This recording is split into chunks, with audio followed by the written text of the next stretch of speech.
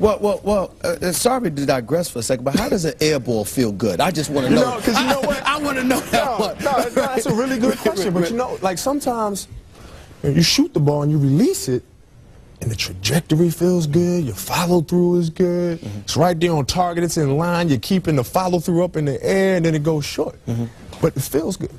So, you know, it's kind of like a shock to miss those sometimes. Now, after that experience, obviously that weighs very heavily on your mind, but ultimately, Kobe Bryant works on his game.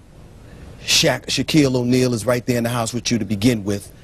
Your game is elevated to another level. What did you do to get your game to that level specifically? For those out there, I mean, we got a whole bunch of basketball kids in the house. What did you do to get your game to that level? The prime example is I've had a trainer, the same trainer has been training me for the last 10 years, named Joe Carbone. And after I shot those air balls, you know, I sat there and I thought, you know, as soon as we got on the plane, went back to L.A. that night, he and I met, and we went through the whole season, our training regimen. And the thing that we came down to was that our conditioning program needed to be adapted. We needed to change it. All right, give it to me quick. What you do? And don't think I'm just listening just for the television show. All summer long, we worked on our conditioning with the track. We did Olympic lifts. We went out there on the basketball court, and we did those three things in one day. And we did that all summer long. We broke them up in cycles. Because at the end of the game, even though the shots felt good, the truth of the matter is my legs were tired. I wasn't ready. You know, so what am I going to have to do now to get ready so next time I'm in that position, I'm going to make those shots. Is that what you still do to this day? Oh, absolutely. I'm always asking why, you know, why didn't this work out? Okay, why did this work out? You know, how can I make this better? How can I make that better? So I'm always asking those questions to improve. Were you asking that question when you won the championship? 2000, 2001, 2002, your three-peat. What questions were you asking yourself during that time? How can we win another one? Because every year, every time you win a championship, the next time you come back, it's always harder. People are always gunning for you. And I knew how they were going to play Shaquille. We knew that. How were they going to play Shaquille? Well, they always crowded him. They always crowded him, and they always try to take him out the game by physically beating him up or putting him at the line in critical situations.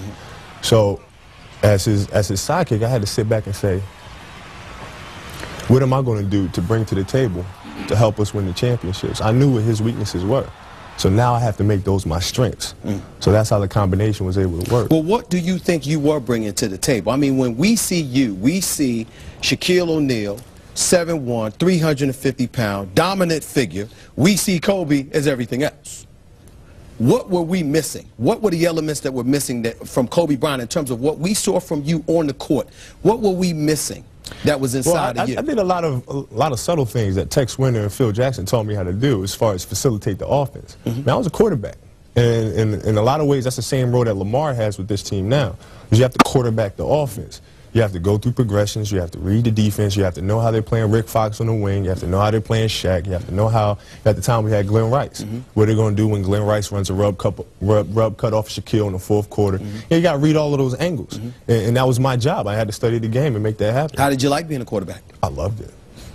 It became a challenge. And the reason why it was fun for me is because, you know, we can sit back, and I can sit back and watch film and get a kick out of the fact that, you know, this team is, you know, getting abused and they have no idea, you know, how to stop it. But the fact that we're thinking about how to take advantage of them. And I sat back and I enjoyed that.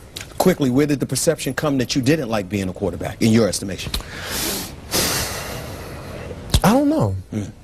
I don't know. I always enjoyed doing it. I mean, you can't be successful at something if you don't enjoy it.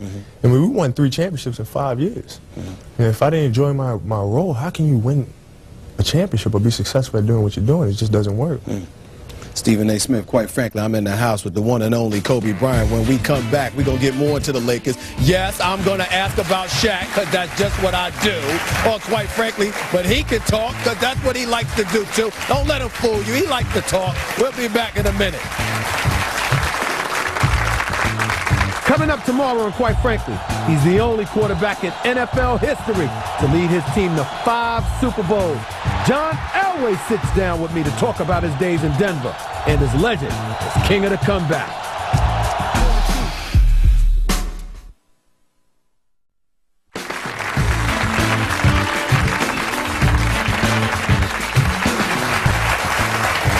This is Stephen A. Smith back, and quite frankly, I'm in the house with the one and only Kobe Bryant, really getting on him and telling and expressing to him how upset I am that I've had to spend the last year or so on the Riverwalk in San Antonio instead of Southern California, which brings me to the subject that everybody wants to know about.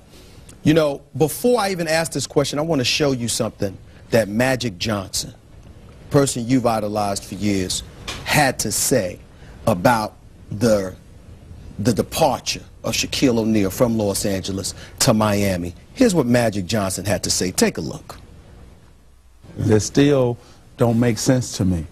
Here's two young men, the two best players in the game. They could have went down in history as the best two duos to ever play in this game together.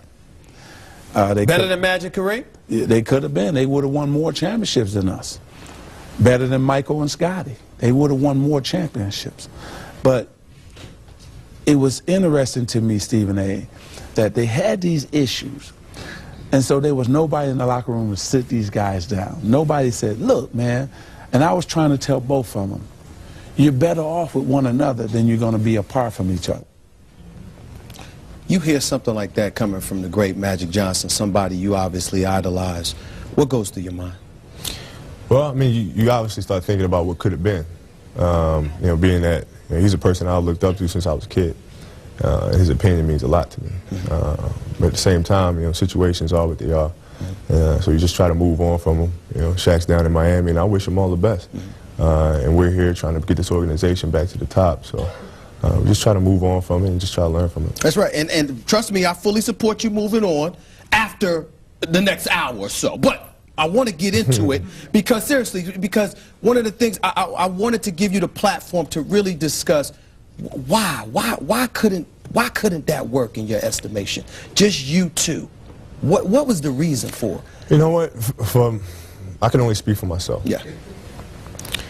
Definitely playing with him was easy, and I had no problem playing with him whatsoever. I think what a lot of people misconstrue or don't understand is that when I was a free agent, when I was becoming a free agent, I started looking at other teams and, you know, where I could go, what challenge I might want to accept. And as that process was taking place, they informed me that they're trading Shaquille O'Neal. So now, obviously, if they're trading Shaquille O'Neal, they're obviously not going to do a sign and trade with me to go anywhere. So that's how that whole situation went down. I wasn't in touch with him while he was going through his deal with the Lakers. I didn't know what was going on. I just distanced myself from the situation.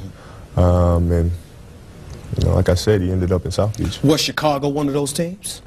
I was looking at houses in Chicago. You were planning on going to Chicago during your free agency just a couple of years ago before you signed that 7-year extension. You were going to go to Chicago and basically you're going into Michael Jordan's house and you were going to be Kobe Bryant. Well, I mean, Chicago and the Clippers. And the Clippers was an easier transition for me. I mean, you know, we both know about the Clippers, but forgive me if I can't imagine you in a Clippers uniform. Well, at the time, looking back now, you probably can, but you know, it was very serious, man. And yeah, I liked what they had to say. I liked their players. I've known Elton and Corey for a while, and in Chicago as well. I think Chicago's one of those teams that not too many people know about. They thought that I was just kind of just sitting back in the pocket and you know, just waiting to be a Laker, but I was looking at some other teams. But getting back to Shaq for a quick second, I know you said that, you know what, you wanted new challenges and what have you, but it didn't seem as if it was just a basketball thing. And hatred is too strong of a word. That's unfair for both of y'all to bring up. But clearly there was a healthy dislike, it appeared, that both of you had for one another. Where did that come from in the midst of winning 3 world championships together and being recognized as possibly the greatest dynamic duo arguably in the history of basketball? You know what, man? I don't dislike them at all. I really don't. I really don't. And for me, it's all about challenges. And you know, I just kind of had to sit back and say, do I want to take on another challenge? Because you know, I hear players, you know, especially my peers, they'll say, well, you know, he's only this good because he plays with Shaq. And if I played with Shaq, I'd have 3 rings. Or if, you know, if he leaves Shaquille O'Neal, he'll never win another title. And you hear this type of stuff coming from your peers. That bothered you? I don't like that. I don't like that. So I had to sit down and evaluate, you know, is this a challenge that I want to take on? And you know, that's pretty much the process that I was kind of going through. So now Kobe Bryant is on the record and he says, I don't dislike Shaq, but even though Shaq never said it, he gave every indication to everybody imaginable, at least at one point, certainly not now, but at least at one point, that he didn't particularly like you too much. Where did that come from? I'm quite sure you might have asked somebody. No, I don't know. I mean, I think that's something that, you know, that's something for him to answer if he chooses to answer it. Personally, I didn't have any problems with